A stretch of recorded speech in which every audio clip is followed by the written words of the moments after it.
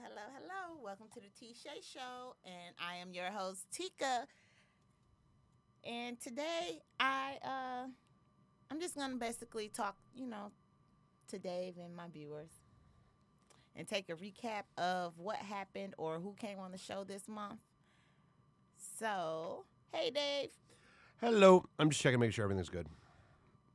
We had something really weird happen with a show last week, and I'm just making sure it never happens again. Yeah, I was weird about that, but anywho, Oh no, it wasn't yours. It was a different show. oh, okay. Um, Yep.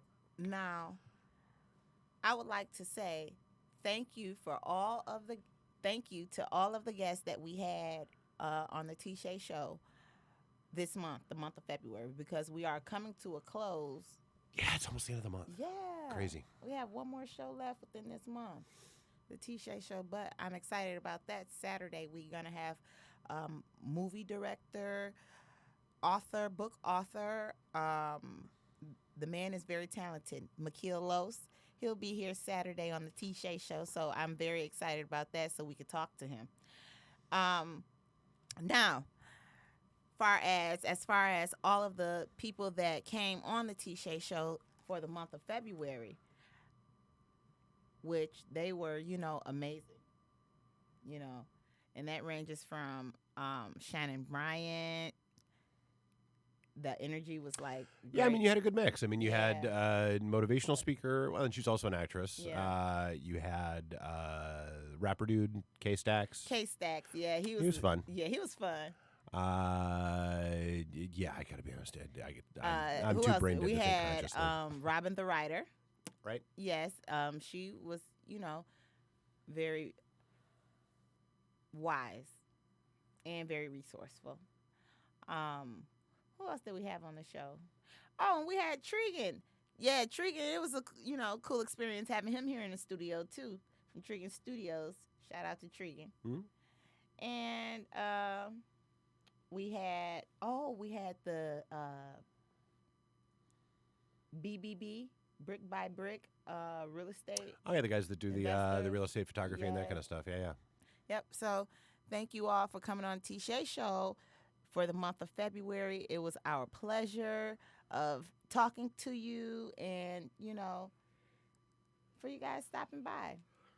How was your week, Dave? Exhausting as I sit here yawning. Yeah, it's just been it was a crazy. I mean, it's Thursday and it's just been I'm tired. You said you're tired. That's why I got all this Red Bull sitting in front of me. I'm hoping that keeps me awake through the night. Yeah, I mean it's just been a lot going on. A lot. I don't think just too much stuff. Yeah, my brain doesn't turn off, and so I don't sleep right, and then yeah. Yeah, same here. I've been reading a lot and, trying to research different things. So that's pretty much time Well, I consuming. started watching. God, what was it? I started watching that. I think it's called The Vanishing. It's about the Cecil Hotel in Los Angeles. Okay. It's a 4-part miniseries. Like all these true crime docs are all the rage now, so there's so many of them. But this hotel is seriously messed up, and I mean it was a big enough story that I don't think it's any spoilers to put it out there. But like so basically this girl, she was 22, 23 if I recall correctly, from Canada, went and stayed at this hotel in L.A., kind of a seedy hotel as it turned out. And she vanished, and they couldn't find her. And like there was this weird footage of her in the elevator acting kind of weird, and they didn't find her for like almost 3 weeks. And then when they did find her, she was in the water tank up on top of the building. So like her body was like decomposing, and people were like brushing their teeth with that water and Oh, my taking goodness. showers with that water. And yeah, it was pretty horrific. So it's the kind of stuff that just totally skeeves you out. And Yes. yeah, it's not something you really want to think about. But I mean, it's so fun. Like that's honestly, the funniest part of the whole documentary to me is there are a couple people that they interview, and one of them he's like, I'm a YouTuber and that's a real thing. I'm like, dude, it's not. Like my 11-year-old calls himself a YouTuber. That's not a job title. And then someone who was like, oh well, I'm the co-founder of a Facebook discussion group. No, that's not a job title either. That's something you do in your free. It's a hobby and it's great. Have fun with it, but no. And so yeah, I couldn't get past that. That just made me laugh. Well, I was up last night watching Snowfall. It's What's on that? FX. Okay. John Singleton, he directed it, or Okay. it's his film, or and it's about it's based on Rick Freeway Ross, like the real Ricky Ross. Okay. Um, but the main character is Franklin, and this is like, I want to say, the fourth season. Okay. Oh, so it's a series, not a. Yeah, it's okay. a series on FX. So yesterday was the premiere, Okay. and that it was really nice. I liked it. I like the crime drama type of series. Yeah. I've always been all about, like, the CSI and Criminal Minds and all that kind of stuff. So I get it. Yeah. It started. It was the first episode, so I'm excited to see what the second episode is, because you when you anticipate on watching something, it's like you want to hurry up and jump to it. Yeah. You know what I mean? So the first episode kind of like, okay, that was good, but what else? So and that was the funny thing to me with so WandaVision is been taking the internet by storm. Disney series with the Marvel characters, and it's funny to me how many people are angry about the fact that Disney is dropping one episode a week instead of like dropping an entire series and people binging it that way. And I mean, for a couple different reasons. One, obviously, people don't remember how TV works, because TV, I mean, that's how TV has always worked. You get an episode a week and you got to wait, and that's just how it goes. Right. But it's not even the first time Disney has done this. Like, this is how Disney did The Mandalorian, too, which was, the huge thing that they launched Disney Plus with. And, they dropped one episode a week. So, I mean, it makes me laugh how impatient people are these days. Where like they just want everything and they want it now. And no, it's okay to wait for things sometimes. Let the anticipation build. It's not a problem. You'll be fine. I promise. I'm one of those people that want it now. Oh, don't worry. Well, I want it now, but I'm not going to go yelling at Disney for not doing it that way. Like I kind of like that there's like, because I get burnout on stuff. Like, so like what was it, New Year's Day? Netflix dropped Cobra Kai season 3. And I did. I sat there New Year's Day and watched all 10 episodes. And okay, great. I loved every minute of it. But now I have no more Cobra Kai to watch because I watched it all. And now I got to wait another effing year for them to do another season. I don't like that. And so, yeah, so as I said, like I'm actually okay with them dropping an episode a week, and giving me something to look forward to. Now, like Marvel is going really, really nuts with Disney Plus. Like, so not only, I mean, like they've got, so I think there are 2 more episodes of WandaVision, and then they have another series that's dropping right after that, and they're doing this like an episode a week. And then after that, they've already got they've got an entire year's worth of stuff planned. And they're all different series, and they're all going to be week by week episodes. So I mean, it's going to be interesting to see how people react to it. Yeah, I wish that they could, like, when they start one series, when a production starts, I feel like they should make 3 series within the filming time frame, so that way we don't have to wait a whole year. It'll be okay. So season 1. The only problem with that though is that what if it sucks? And nobody watches it, and now you've lost all that money. Like, because I mean, that's the other part of it is, so keep in mind, like all these Netflix, Hulu, Disney series, they're all 6, 8, maybe 10 episodes. I mean, a season of a show. Like I went back and I was watching the X-Files because they were on Hulu. Okay. There's 24 episodes every season. That's enough. So, I mean, back in the day, you really had seasons. You had the fall TV season and the summer TV season and all that kind of stuff. And you had just spring premieres and all that kind of thing. Whereas now, stuff just drops whenever it drops. So I don't even know why they call them seasons anymore. But yeah, so I mean, like you used to get 22, 24 episodes in a season of a show. And now, like, nah, but 6 or 8 is fine. And part of that is, and I think part of it has to do with, especially on the Disney stuff, the production costs are huge because, I mean, they're basically making movies in every episode with all the special effects and all the CGI and all the, stuff that they got going on. Same thing with The Mandalorian and a couple of the other shows they've done. I mean, it's crazy to see the production values on this stuff. So, I mean, trying to film more than what they do would be a huge risk for them. I mean, if you're Disney and you're doing odds are good people are going to watch it no matter what you do. So you're a little bit safer there. But the one-offs and who knows? I mean, like I said, I could see it increasing the risk a lot. Right. I totally agree. Have you been keeping up with Biden? Kinda. That's kind of how I've been too.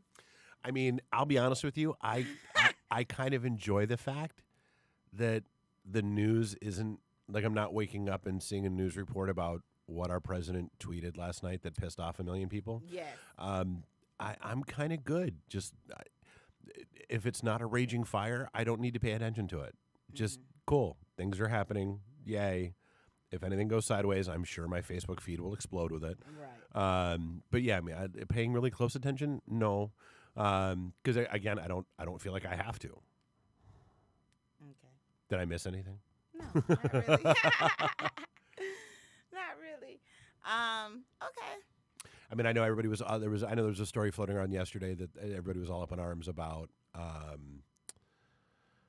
What was it? Like some new detention facility they opened up for kids. It's one of those things where, okay, well, you do still need to deal with kids, and you do still need to deal with having detainment facilities for them. But this isn't. But the difference was that when Trump was doing it, they were putting them in cages and FEMA facilities. This is actually almost like a hotel that they're putting them in. So it was funny because I was watching all my friends on the that have a little bit more of a right lean. They were like, "Oh my God, yeah, but when Biden does it, it's fine." And then I was watching all the friends on the left side kind of pick those articles apart and be like, "Okay, well, no, but here's the difference. This is why this is this." Yeah, they were in cages versus kids. Yeah. So, I mean, and it's just like I said, politics is crazy enough that if I don't have to pay attention, I really don't want to. And just, I mean, I feel like we're at least not a raging ball of fire now. Right. And so, okay, you know what? Let me figure out my own life, and then I'll worry about the politics again. Yeah. That's kind of how I've been with things too, Dave. I mean, you kind of have to be. I mean, you can only somebody told me once upon a time, anything really worth getting stressed out over is probably beyond your control. And that's true, and that's great. And I try to keep myself from getting stressed out over things I can't control, but the human brain doesn't work that way. So, I don't know. I need a way that I'm gonna. Well, it's not that I'm gonna start asking the viewers.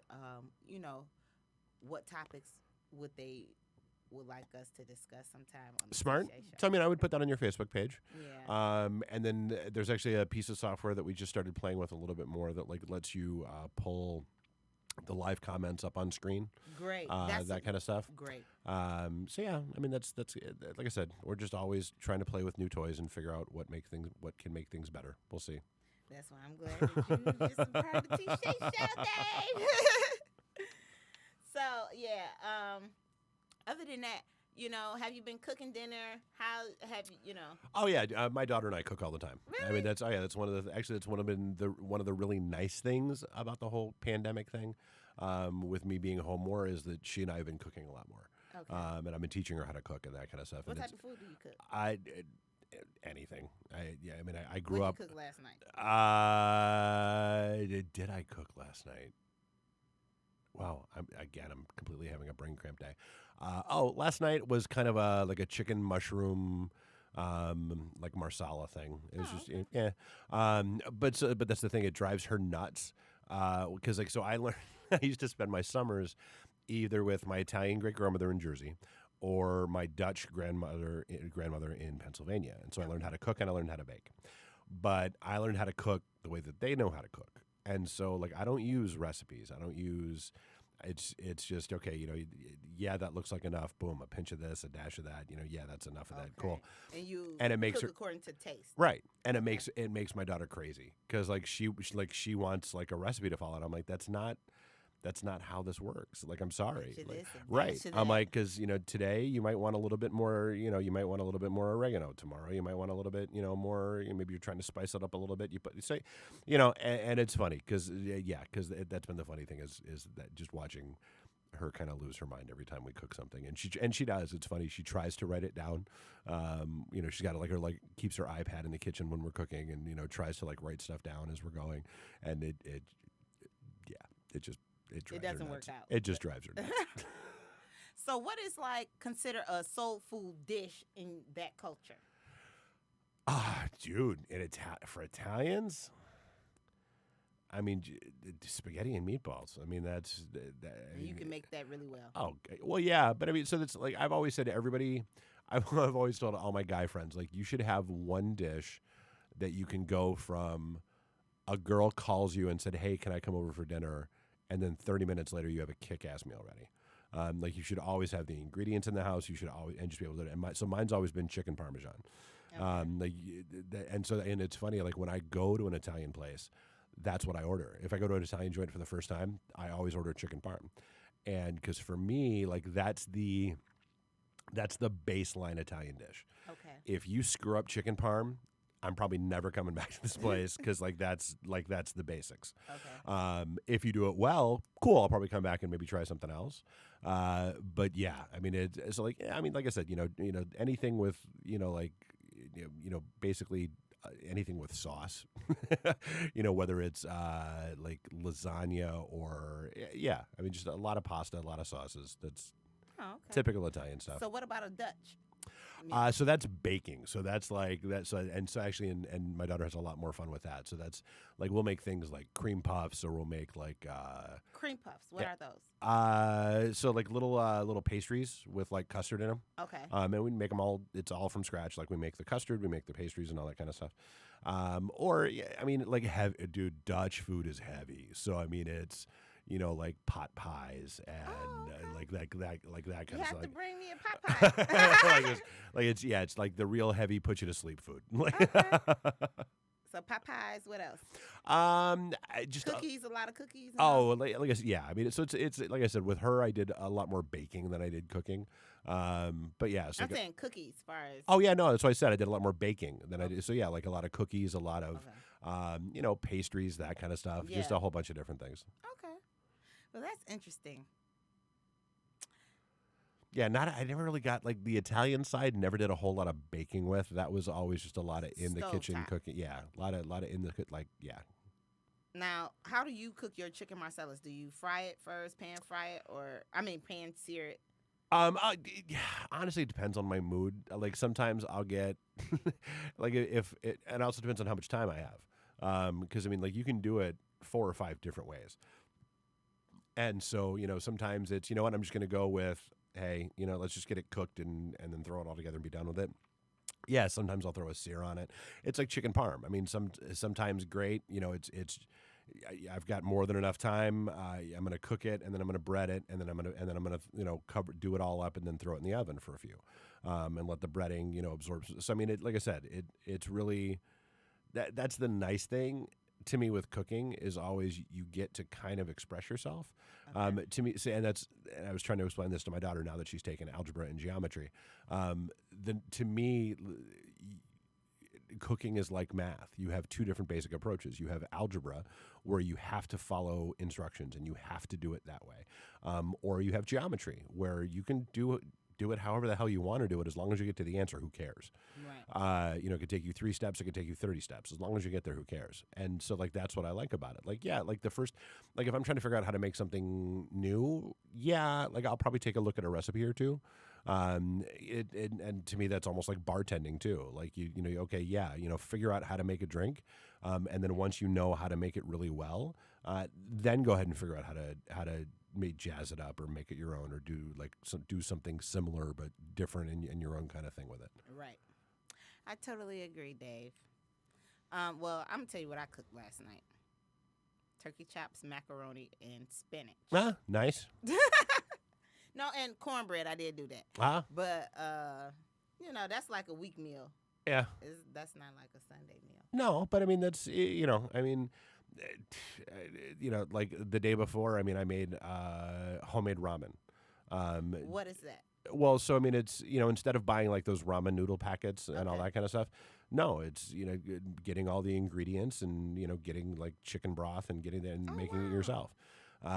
Because both my kids were they were feeling a little off, and I know they like it, and I know that I put enough spice and enough vegetables and that kind of stuff in there that it's good for them, and that's the trick with a 13 and 11-year-old is you can only get so creative. Yes. So there's some flavor profiles I kind of have to stay away from, but when I find something they like, And that is good for them. Yep. Yep. and then what I'll usually try to do is when I find something they like, I'll start tweaking it a little bit to maybe introduce a different flavor profile into it that they're not expecting, Okay. and see if they notice and see if they like it. And if they do, I'm like, okay, well, you like that. Now you know that you can try this. Okay. Well, this week my son just turned 6. Nice. Dallas, he turned 6 on the 22nd, which was Monday. So I've been busy with that, the birthday thing, and parties and all of that. Oh yeah, kids' birthdays are exhausting. Yeah.